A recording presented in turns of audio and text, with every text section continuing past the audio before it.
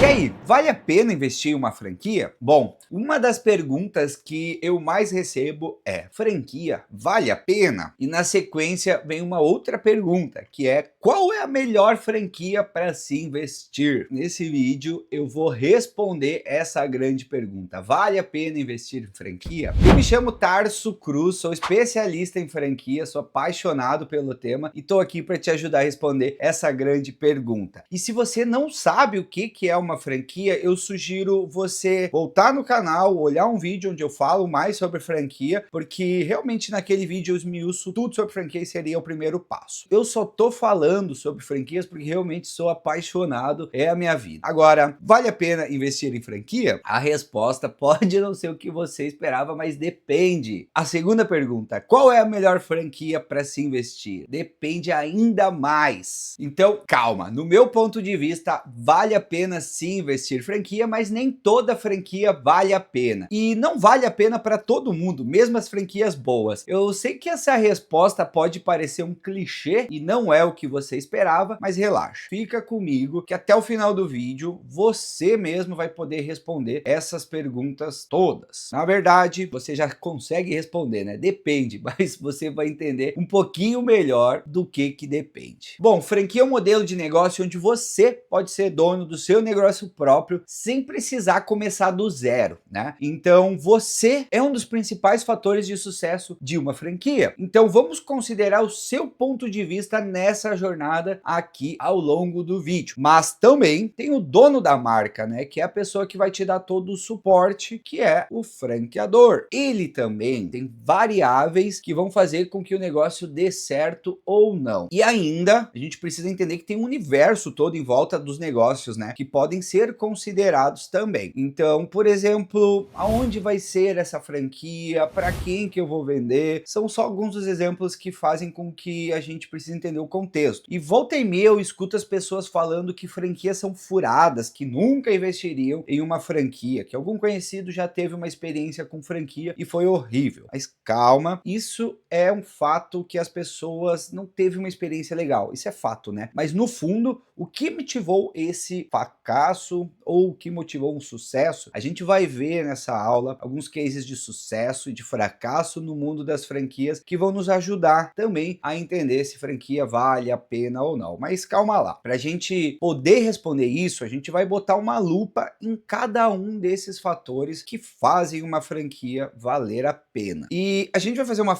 pausa aqui para trabalhar sobre uma analogia, né? Uma analogia de uma viagem. E sua jornada no mundo das franquias pode ser uma viagem. Então, para poder explicar de forma simples e clara se vale ou não a pena investir em uma franquia, vamos trazer uma analogia que eu particularmente gosto muito e que explica tudo isso que a gente está falando aqui. Investir em uma franquia é como a gente planejar uma viagem aí bem importante, tá? Pensa assim comigo, você quer chegar em um lugar específico, você sabe onde você quer chegar, né? Esse destino aí dos sonhos. Esse destino pode ser ter mais liberdade financeira, esse destino pode ser trabalhar por conta própria, pode ser sair do CLT ou apenas montar um negócio aí para gerar mais renda para sua família, para filhos ou como um projeto de aposentadoria, podem ser vários os motivos. Seja qual for esse motivo, esse é o seu destino, tá? E para chegar nesse destino, você vai precisar analisar aí três coisas. O piloto.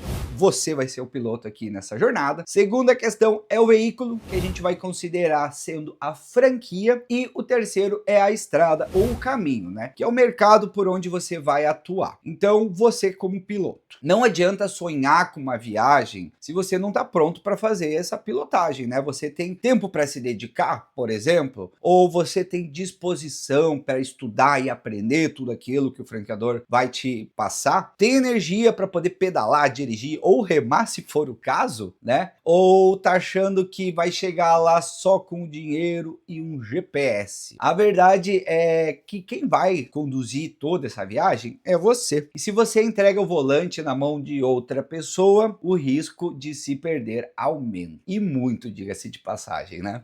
A franquia ela é sim um veículo que você vai usar. Aqui vem a parte mais legal da analogia, né? No meu ponto de vista, nem toda franquia franquia é uma Ferrari, e isso não tem problema. Tem franquia que é um carro popular, tem franquia que é uma moto, tem franquia que pode ser uma bicicleta e tá tudo bem. O importante não é o veículo mais bonito, mais potente. A verdade, o importante é escolher o veículo que vai te levar ao destino, dentro do seu orçamento, dentro do seu perfil e dentro da estrada que você vai percorrer. Vamos trabalhar aqui com um exemplo. Uma franquia de baixo investimento, como um modelo home-based, pode ser uma bicicleta. Ela vai exigir um pouco mais de esforço, você vai precisar pedalar, pode demorar um pouco mais talvez para você chegar, mas custa pouco e funciona. Já uma franquia de shopping, como uma loja física, com equipe grande, com uma operação realmente mais robusta, pode ser um carro mais potente, mais caro, mais rápido, com mais estrutura, mas também mais risco e mais responsabilidade, né? Então, tem casos em que o seu destino é uma ilha, vamos pensar dessa forma. E aí nem um carro, nem uma bicicleta, nem uma moto vão te levar até lá. Talvez essa franquia não seja o veículo certo para o seu objetivo, ou você precise de um barco. E isso muda tudo. Então, o veículo e o piloto vai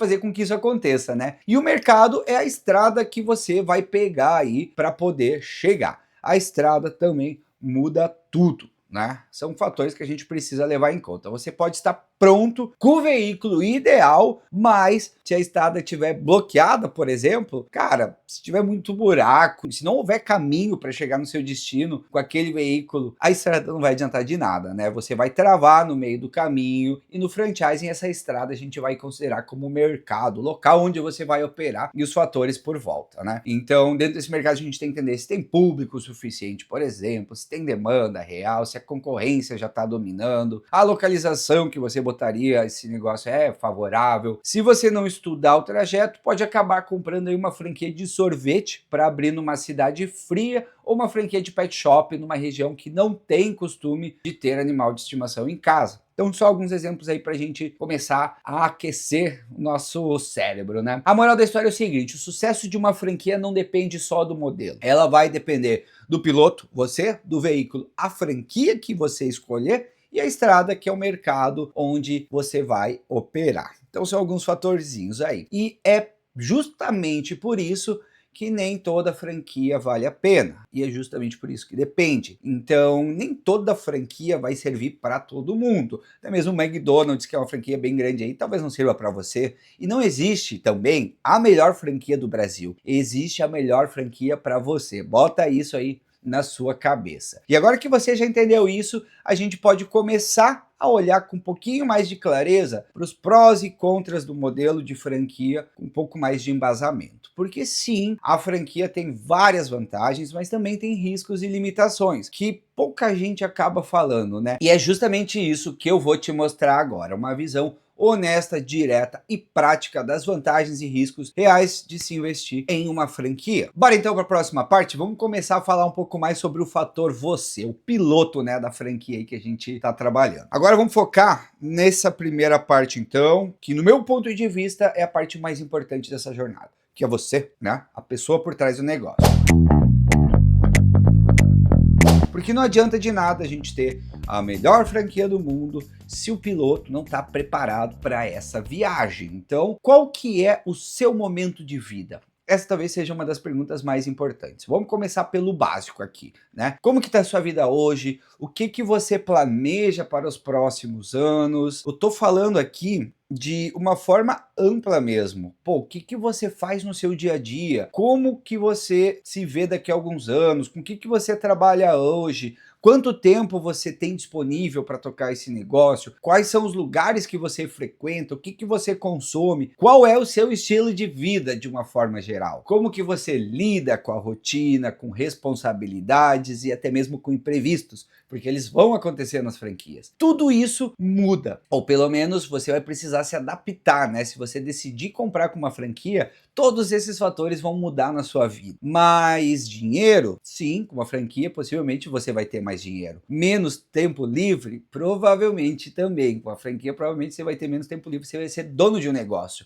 E é claro que com uma franquia você pode ganhar mais dinheiro. Você vai poder realizar seus sonhos, conquistar independência financeira, por exemplo, mas também pode acabar com um pouco menos tempo para você, com mais pressão e um monte de tarefas novas que hoje não fazem parte aí da sua rotina, né? Não é uma regra, mas assim, no geral é assim que funciona, especialmente nos primeiros meses de um negócio, né? Quando a gente está estabilizando um negócio, ele vai depender sim um pouquinho mais de você. Então aí vem a pergunta que você precisa se fazer com muita sinceridade. Você quer ser dono de um negócio? Ou só quer investir o seu dinheiro em algo que vai te dar aí uma renda passiva e que vai fazer com que o dinheiro trabalhe para você mesmo? Porque franquia exige trabalho da sua parte, não só do dinheiro. Se for a segunda opção, talvez franquia não é para você. Se você achar que o dinheiro vai trabalhar para você. Ah, mas eu vou colocar minha esposa, o meu filho, o meu cunhado para tocar o negócio e você é um franqueado. Gente, um spoiler aqui, tá? Isso raramente funciona. Franquia não é uma renda passiva. Ele é um negócio que vai precisar de envolvimento, vai precisar de presença e liderança. Se a sua ideia é colocar alguém para tocar a franquia enquanto você finge que é só o sócio investidor, vai dar ruim, né? Aqui a gente precisa abrir os olhos para a realidade nua e crua. Você só vai aumentar suas chances de sucesso com uma franquia se você estiver realmente disposto a investir o seu tempo, investir o seu dinheiro, seguir as regras, correr risco, porque sim, existe risco no mundo das franquias, se você estiver disposto a trabalhar na gestão do negócio, tá? E quando eu falo em gestão, não é só ficar olhando para a planilha e mandando e-mail, não, viu? A gente precisa lidar com gente, a gente precisa resolver problema, acompanhar o caixa do teu negócio, conversar com o cliente, motivar a equipe, é estar lá, né? Até mesmo quando as coisas estiverem ruins, quando der ruim. Não é só na inauguração com um balão colorido que você vai estar como franqueado. Para te ajudar a refletir de verdade se franquia é o veículo certo para você nessa jornada, você precisa responder aí mentalmente. Você está disposto a trabalhar de verdade no negócio? Você tem tempo para acompanhar de perto esse negócio? Você tem perfil para seguir um modelo pronto e receber orientações? Você sabe ou quer aprender a lidar com equipe, cliente, fluxo de caixa e por aí vai? Vários detalhes de um negócio, né? Você está preparado, por exemplo, para no começo não tirar salário e ainda seguir firme e forte aí na labuta? Nos países que falam inglês é muito comum a gente ouvir a seguinte frase sobre o mundo de franquias: In the business for yourself, not by yourself. E eu gosto muito dessa frase, né? Porque você começa em um negócio para mudar a sua vida, mas não vai estar sozinho, né? Então, se a gente for pegar uma tradução literária, seria nos negócios por você, mas não sendo apenas você, né? Porque tem ali o franqueador. Então, realmente gosto dessa perspectiva, é até meio poético, né? Você não acha? Mas bom, vamos voltar aqui para aquelas perguntas. Se você respondeu sim para tudo que eu falei antes, ótimo. Talvez franquia realmente seja uma boa opção para você. Agora, se você respondeu não para metade, aí talvez não seja o momento certo, né? Ou talvez você precise mais preparo antes de seguir nesse mundo das franquias. Então vai cuidando aqui os vídeos no canal, porque tem muita coisa legal para você ajudar a se preparar. E tá tudo bem, viu? Se franquias não for para você, se não for o momento certo, já aviso que franquia não é para todo mundo. E a pior coisa que você pode fazer nesse momento é entrar na franquia achando que vai ser fácil e depois sair dizendo aí que franquia não funciona, que é furada e por aí vai. Porque é o seguinte, a verdade é que franquias funcionam, sim, mas só quando quem compra entende realmente o que está fazendo e está pronto para fazer o negócio dar certo. Agora vamos para o próximo fator aí da nossa análise, que é o fator a marca, né? Afinal de contas, o veículo que você escolher também interfere bastante nessa jornada toda. E é o seguinte, tem marca que ajuda e tem marca que atrapalha, tem marca que é cara demais porque entrega e tem franqueador que promete o mundo e depois vai te deixar na mão. Isso acaba acontecendo. Então, bora entender um pouquinho melhor isso aqui? Vamos lá! Agora que você já estruturou bem o fator você, né, que é o piloto dessa viagem, vamos aprofundar então o fator marca, que é o veículo que vai te levar até o destino. E o fator marca, nosso veículo, precisa estar em boas condições. perrengues. Esse é o primeiro ponto, tá? Você já sabe que uma franquia é uma viagem, que você é o piloto, que você precisa escolher bem o veículo para chegar até o destino certo, e aqui entra esse segundo fator decisivo na jornada. A marca, ou melhor, a franqueadora, o modelo de negócio, como você quiser entender. Porque não adianta você estar pronto para dirigir o carro se o motor está fundido, ou se você pega uma bicicleta achando que é um jato particular. Então tem um monte de coisinha pra gente entender, mas como saber se a marca é boa ou não? Bom, muita gente quando vai comprar uma franquia, olha só para a fachada, para o logo e para a quantidade de seguidores no Instagram ou coisas assim que não vão nos dizer muita coisa. E esquece de olhar o motor desse negócio, né? Então, deixa eu te passar aqui um checklist básico que você precisa fazer antes de considerar qualquer franquia, tá? Checklist como analisar uma franquia com seriedade. 1. A marca é conhecida ou ainda está começando? Pensa sobre isso. Ser conhecida vai ajudar a atrair clientes, né? Mas atenção, marca conhecida não é garantia de boa gestão, tá? Não é garantia de boa franquia. Outro ponto, tem histórico de crescimento ou é uma promessa vazia? Quantos anos tem no mercado essa marca, por exemplo? Ela começou como uma franquia ou ela testou primeiro esse modelo de negócio com uma unidade própria antes de ir para a franquia? Outra coisa, quantas unidades estão ativas? Quantas unidades fecharam? Né? Toda franquia tem um risco e pode fechar. Mas se tem mais franquias dessa marca fechando do que abrindo, fica atento se aí é um sinal de risco, hein? Outro ponto, os franqueados que existem hoje, eles estão felizes? Vale a pena conversar com os franqueados de uma rede, né, para entender. Essa resposta vale mais do que qualquer apresentação de PowerPoint que um franqueador, que um vendedor de franquia pode te apresentar. Outro ponto, o suporte prometido é realmente entregue na prática ou fica só no discurso, né? Porque não adianta dizer que vai ter treinamento, que vai ter consultoria, que vai ter marketing. Tem que ver se isso realmente acontece, porque falar é fácil, né? Agora, as taxas, elas fazem sentido porque tem franquia que cobra 80 mil reais só de taxa de franquia e não tem nenhum site que funciona. Então é meio fria, sabe? Outras franquias cobram royalties muito alto, mas entregam suporte de verdade. Então você vai pagar caro por algo que faz sentido, entende o que eu tô falando? Agora a marca, ela tem diferencial real ou só um nome bonito e uma fachada padrão? O que ela tem que ninguém tem, por exemplo, essa marca que você tá pensando? Outro ponto para a gente pensar, o modelo é simples demais e fácil da gente copiar ou é realmente algo inovador, difícil de se replicar? Porque isso aí são sinais importantes que vão fazer com que o negócio tenha maior ou menor chance de ser copiado. Agora, alguns pontos de atenção aqui para a gente ficar atento. Se a franquia que você está comprando, por exemplo, ou analisando, ela já nasceu como franquia, sem nunca ter testado esse modelo em uma unidade própria, isso é um ponto de atenção. É igual vender um carro que ninguém nunca dirigiu. Você vai ser a cobaia, vai ser o primeiro a testar e pode ser fria, viu? Outro ponto de atenção são marcas que só falam de faturamento e ignoram, por exemplo, o lucro real dessa operação. Outra coisa, apresentações que parecem ser um show de ilusionismo. Essa franquia fatura, por exemplo, 300 mil por mês, mas ninguém fala quanto sobra no final. Então esse é um outro ponto de atenção, sabe? O cara promete um faturamento grande, mas desse faturamento quanto que vai pro seu bolso? Então aqui vai algumas dicas de ouro aí para você. Quando você estiver analisando uma franquia, não pense como um cliente que vai comprar lá como cliente. Você tem que pensar como um empreendedor, que vai pagar boleto, que vai contratar equipe, que vai fechar a conta no final do mês. É você que vai fazer tudo isso, então tem que pensar com bastante calma, tá? Vamos aqui então para um exemplo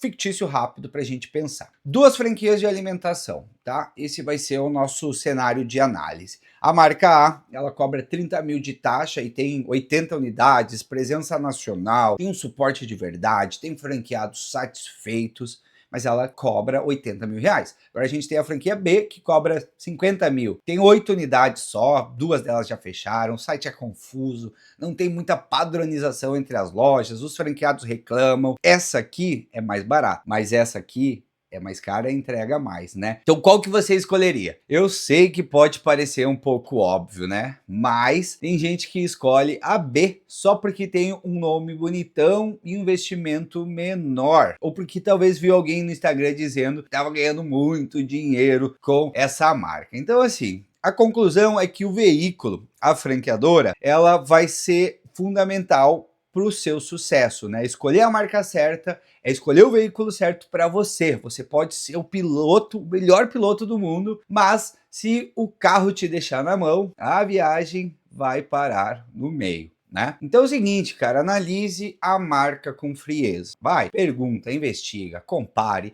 e se tiver dúvida, espera, estuda, se prepara, tá? Você tem que estar preparado para poder fazer essa análise. Agora que a gente já falou sobre você, que é o piloto, sobre a marca, o veículo, falta a gente falar sobre a estrada que você vai pegar para fazer essa viagem, que é o mercado, né? Porque não adianta a gente estar preparado, a gente ter um bom veículo, se você pega a estrada errada, ou se o caminho que você está tomando simplesmente vai te levar para lugar nenhum. Então, vamos dar uma olhadinha com um pouco mais de calma sobre a estrada, que é por onde a sua franquia vai rodar.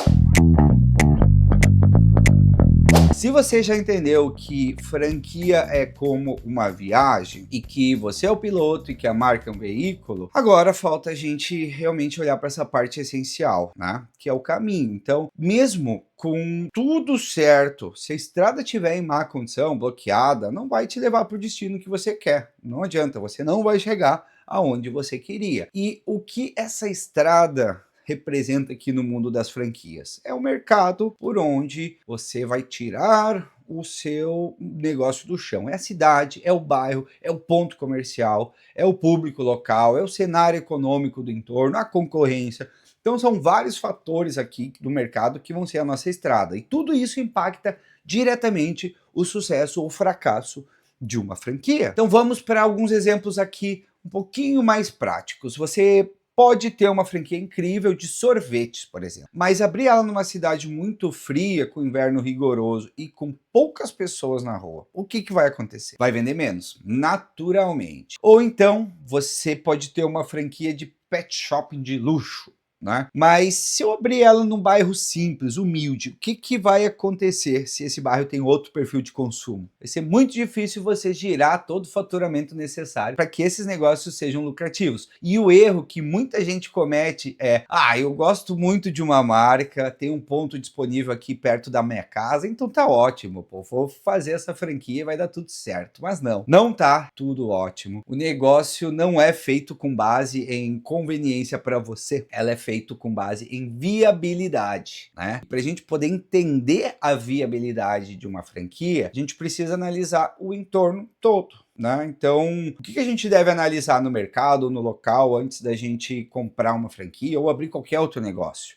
Existe demanda real por aquilo que você vai vender? É um ponto muito importante, né? Mas também tem que entender qual que é o perfil de consumo da região que eu estou inserido. Se tem muita concorrência, se essa concorrência é forte ou fraca na área, qual o perfil dessa concorrência? O ponto, se a franquia depender de um ponto, é um ponto bom, e a cidade, ela suporta esse modelo de negócio, mesmo uma cidade boa, às vezes tem sazonalidade ou restrições que podem impactar o teu negócio. Então, sim, gente, o mercado pode mudar tudo. Uma mesma franquia, por exemplo, ela pode faturar 120 mil em uma cidade e apenas 25 mil em outra, mesmo que elas tenham o mesmo número de habitantes, né? Ou até mesmo dentro de uma mesma cidade, elas podem ter essa discrepância de faturamento dependendo do ponto. Mesma marca, mesmo modelo, mesmo franqueado preparado. O que muda? Justamente a nossa estrada, né?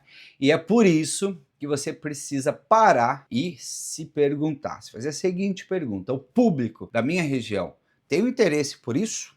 Ou esse interesse é só seu? Existe uma carência, né, desse serviço ou produto que você vai vender nessa região, e a franqueadora, ela conhece a realidade de mercados diferentes, ela conhece a sua realidade, ou ela está só te empurrando a marca aí para qualquer lugar, porque ela achou você bonitinho, achou essa cidade legal? Então, gente, é isso. Você pode estar pronto, o piloto pode estar preparadíssimo, pode ter escolhido aí uma boa marca, um bom veículo, algo confiável, mas se a estrada que te levaria para o teu destino não tá livre aí, não vai ter o resultado, né? Então essa estrada é realmente o mercado. É algo que também a gente vai ter que analisar com calma, estudar, conversar com pessoas, observar o comportamento local. Tudo isso vai te poupar muito dinheiro e muita dor de cabeça. Então, preste muita atenção na estrada. E agora que você já entendeu aí esses 3 principais fatores que vão determinar o sucesso de uma franquia ou da nossa viagem, que é você, a marca e o mercado, vamos dar uma olhadinha disso na prática. Eu vou te mostrar aqui alguns casos reais de sucesso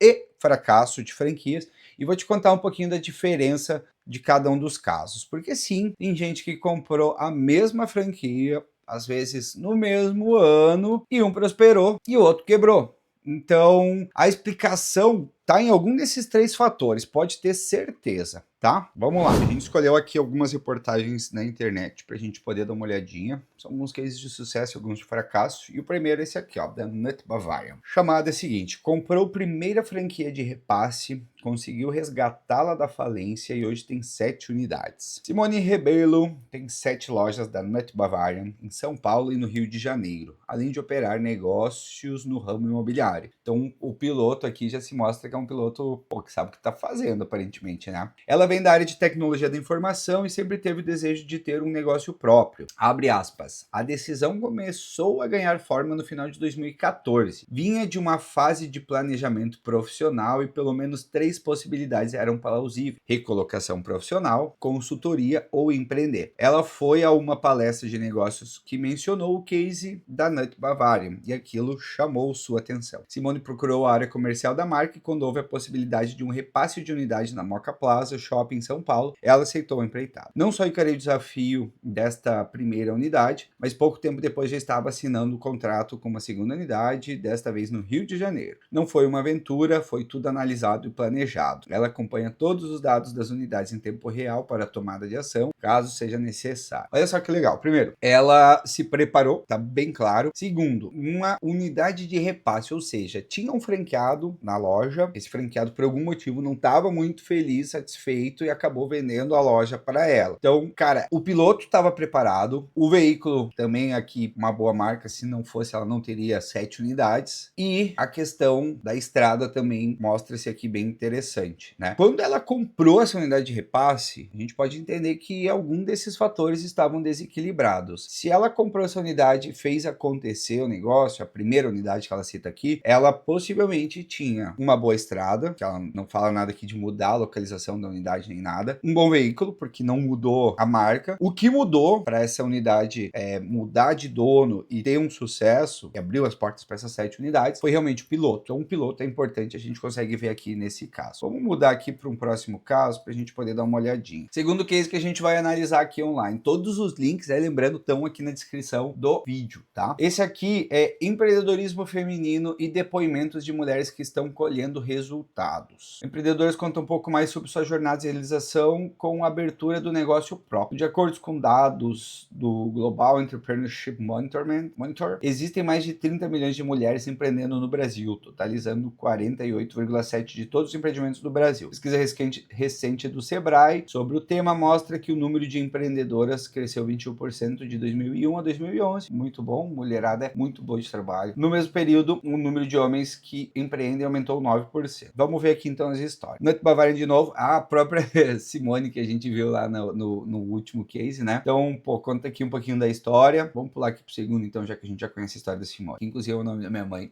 Beijo pra minha mãe querida. Segunda história aqui é o da Luciana, 46 anos, franqueada da Hoje Sorvetes. Ela está com 2 unidades da rede, tem 2 anos de história com a marca. Franqueada Luciana, vem de família empreendedora, por isso, desde muito jovem, desejava investir em negócio próprio. Deu seus primeiros passos abrindo uma temaqueria, mas em 2019 decidiu entrar para o setor do franchising ao adquirir uma unidade da Hoje Sorvete. Então olha que interessante, ela possivelmente abriu esse negócio próprio, com muitas dificuldades como empreendedor de marca própria, foi para o mundo das franquias. Ainda assim ela é empreendedora, só que ela tá seguindo uma receita, né? E aparentemente deu certo, porque ela tá na segunda unidade. Então, um case bem interessante, né? O investimento deu tão certo que após 1 ano de operação ela abriu a segunda unidade. Quando se faz o que gosta, não existem dificuldades que não possam ser superadas. Ter meu próprio negócio melhorou minha autoestima em todos os sentidos. Então, uma história interessante porque ela fala aqui, de certa forma, da estrada, né? Que, tem desafios, porque ela falou, existem dificuldades, mas essas dificuldades podem ser superadas quando a gente faz o que gosta. Então, ela tá com o veículo certo, o piloto parece ser certo aqui, a estrada também. Então, bem legal aqui, case da Luciana. E aqui nessa matéria, quer acessar e dar mais uma olhadinha, tem 10 histórias de sucesso, mais algumas franquias. Mas vamos pular aqui para o próximo case. Nessa matéria aqui, algo bem interessante também, a gente está olhando para 10 multifranqueados de sucesso que inspiram no franchising brasileiro. Então, olha só, o piloto deu tão certo, né, na jornada que ele decidiu traçar, que ele abriu mais de uma unidade. Quem não sabe, multifranqueado é aquela pessoa que tem mais de uma unidade de franquia. Então aqui a gente tem essa matéria. Seja de uma mesma marca ou de redes diferentes, presença de empresários com mais de uma operação de franquia sobe de 83 para 87 em 2 anos. A gente tem a primeira história da Sancasec, que estava na lista lá das 50 maiores franquias do Brasil que a gente viu no vídeo anterior. O empresário Marcos, de 57 anos, teve uma história profissional no mercado financeiro, participou da abertura da primeira conta bancária da Sancasec no Brasil e acompanhou toda a trajetória da chegada da rede francesa e dos seus desafios no território nacional. Com quase 10 anos de operação de marca em solo brasileiro, viu que era o momento de empreender e investir no seu negócio próprio. Então lembra também dessa questão do piloto estar pronto, de seu momento? Ele esperou 10 anos para abrir um negócio da Sancasec. Interessante, né? Então lá em 2004 abriu